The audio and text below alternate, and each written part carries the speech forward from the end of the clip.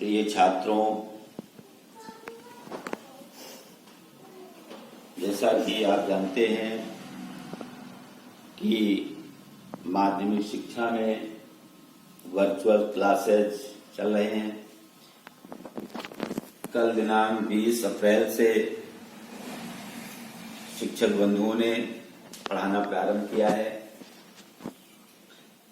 कल आपको पढ़ाया गया था भूगोल के अंतर्गत निश्चयवाद, संभववाद, नव निश्चयवाद, अर्थात मानव प्रकृति पर आधारित है, प्रकृति का दास है। धीरे धीरे आवश्यकता अनुसार मानव जो है प्रकृति का दास न होकर के प्रकृति के मनुष्य का भी जो है विशेष स्थान है, ऐसा संभववाद में बताया गया।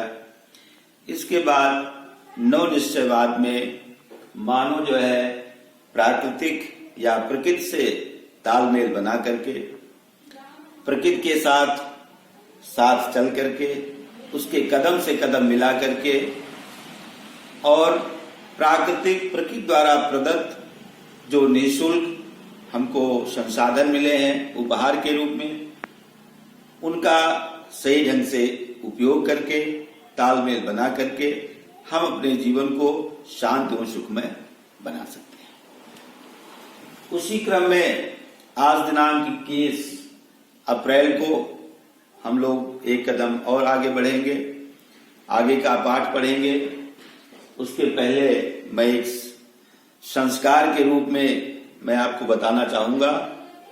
अभिवादन शीलस्य नित्यं वृद्धि सेविना चत्वारि तस्य वर्धन्ते आयुर्विद्या यशोबलम्। अभिवादन शीलस्य नित्यम, रोज जो है बड़ों को प्रणाम करने से, अपनी वृद्धों की सेवा करने से चार बढ़ती हैं। चार चीजें क्या? आयु, विद्या, यश और बल। तो ये संस्कार स्वरूप हमको अपने बड़ों को प्रणाम करना चाहिए। घर में जो वृद्ध जन हैं, दादा दादी हैं या हमसे जो बड़े हैं, उनकी सेवा करनी चाहिए। इससे हमको क्या लाभ है? आयु, विद्या, यश और बल, हमको सब कुछ मिलता है।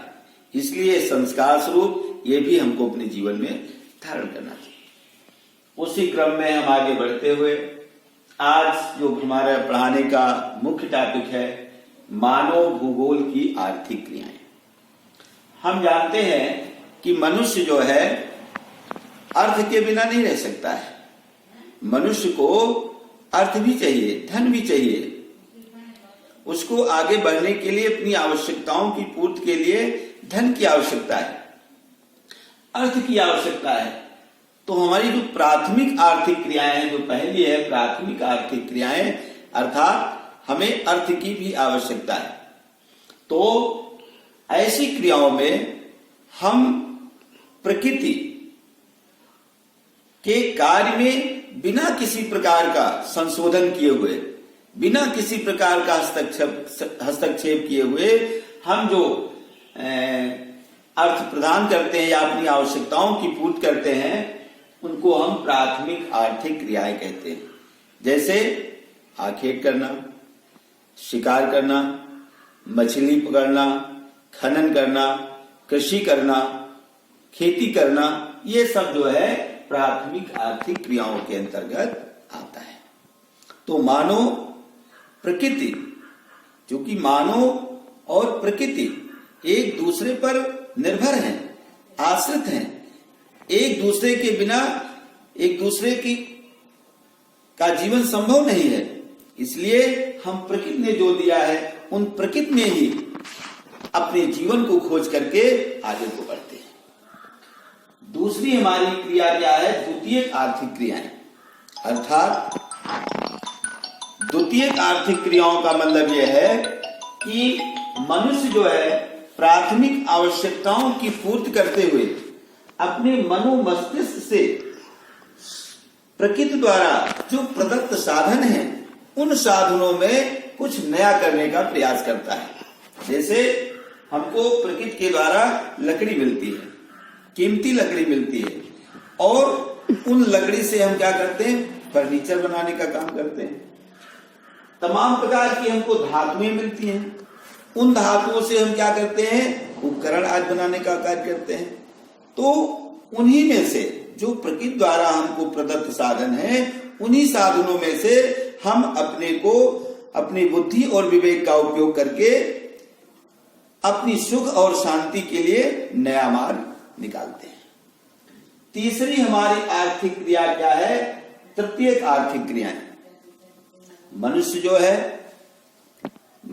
है अपनी आवश्यकता की पूर्ति के लिए रेल, परिवहन, यातायात के साधन का भी खोज करता है, का भी विकास करता है। मनुष्य को एक स्थान से दूसरे स्थान तक जाने के लिए, अपनी आवश्यकताओं की पूर्ति के लिए वह अपने मनो मस्तिष्क से, अपनी बुद्धि से, अपनी विवेक से वो जो है परिवहन साधनों का विकास करता है।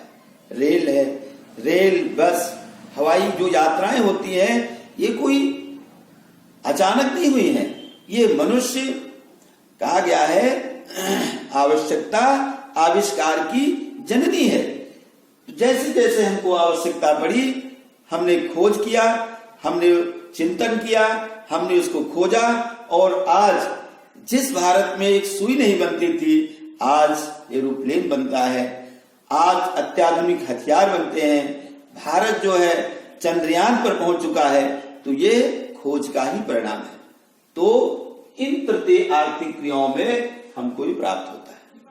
फिर अन्य आर्थिक क्रियाएं, जो अन्य आर्थिक क्रियाएं हैं, अर्थात मनुष्य जो है प्रकृति के द्वारा हमें जो भी संसाधन मिले हैं, उन संसाधनों को अपनाते हुए, उसी में उसका विकास करते हुए, द्वितीय एवं तृतीय जो क्रियाएं हैं, उन्हीं में संभावना को तलाशते हुए हम आगे बढ़ते हैं। हम उच्च शिक्षा, हम जो है कानून की शिक्षा, हम जो है औद्योगिक शिक्षा, हम जो है विशेष रूप से खेती की शिक्षा करने का प्रयास करते हैं, और इन समस्त क्रियाओं से मनुष्य को आर्थिक लाभ होता है, और मनुष्य अपना जीवन सरल ढंग से, शांतिपूर्ण ढंग से आगे को बढ़ाता है। तो मनुष्य को प्रकृति से तालमेल बना करके, प्रकृति और मनुष्य एक दूसरे पर निर्भर हैं, एक दूसरे पर आश्रित हैं। प्रकृति का साथ मानव करता है, और मानव प्रकृति का सहयोग करके अपना विकास करता है। इसके बाद ये मानव भूगोल के अंतर्गत मनुष्य सामाजिक विषयों का विशेष संबंध है।